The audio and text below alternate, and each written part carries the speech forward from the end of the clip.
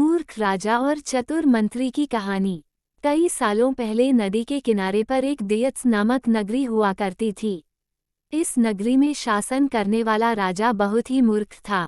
वहीं राजा का मंत्री बहुत चतुर था। एक दिन शाम के समय राजा और मंत्री दोनों नदी किनारे टहलते हुए शाम का आनंद ले रहे थे। तभी राजा ने मंत्री से एक सवाल पूछा, क्या तुम बता सकते हो कि यह नदी किस दिशा में और कहाँ तक बहकर जाती है? मंत्री ने राजा को तुरंत जवाब देते हुए कहा कि यह नदी पूर्व की दिशा में बहती है और यह पूरब देश तक जाती है। इस पर राजा ने कहा कि वह नहीं चाहता कि हमारे देश का पानी पूरब के देशवासी इस्तेमाल करें। राजा ने मंत्री को नदी का पानी रोकने के लिए दीवार खड़ी करने का आदेश दिया। तभी मंत्री ने राजा से कहा कि ऐसा करने पर हमारा ही नुकसान होगा। राजा ने गुस्से में कहा कि पानी हमारा है और पूरब देश वाले मुफ्त में इसका इस्तेमाल कर रहे हैं और तुम बोल रहे हो कि हमारा नुकसान होगा। इसमें हमारा कुछ नुकसान नहीं होगा। तुम जल्दी से जल्दी नदी में दीवार बनवाने का काम शुरू कराओ। मंत्री राजा की आज्ञा का पालन करते हुए कारीगरों को बुलाता है और नदी के पास दीवार बनवाने का काम शुरू करवा देता है। नदी में दीवार बनाने का काम तेजी से चलने लगा और कुछ दिनों में दीवार बनकर तैयार हो गई। ये देखकर राजा बहुत प्रसन्न होते हैं, परंतु उनकी मूर्खता के कारण कुछ दिन बाद जब बारिश का मौसम दस्तक देता है तो नदी का पानी पूरे गांव में भरने लगता है। धीरे धीरे पानी लोगों के घरों में घुसना शुरू हो जाता है। इससे परेशान होकर सारे नगरवासी एकत्रित होकर मंत्री के पास आते हैं।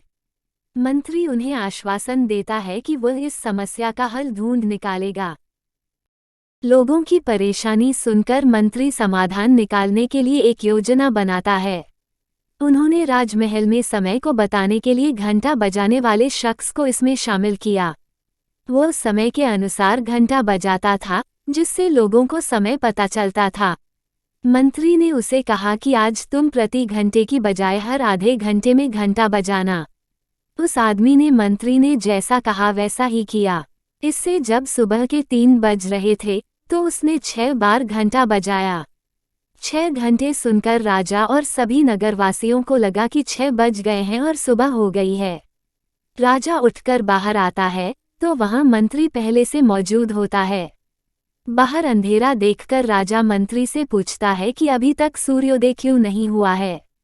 राजा के सवाल का जवाब देते हुए मंत्री ने कहा, महाराज प्रातःकाल हो चुकी है, पर हमने पूर्व दिशा वालों के यहाँ पानी को जाने से रोक दिया है, तो शायद इसलिए उन्होंने हमारे यहाँ सूर्य की रोशनी को आने से रोक दिया है। इसलिए सूर्य उदय तो हुआ है, पर हमारे देश तक रोशनी नहीं पहुँची है।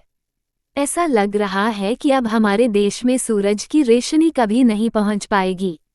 ये सुनकर राजा चिंता में पड़ जाता है और मंत्री से पूछता है कि क्या इसका कोई उपाय नहीं है।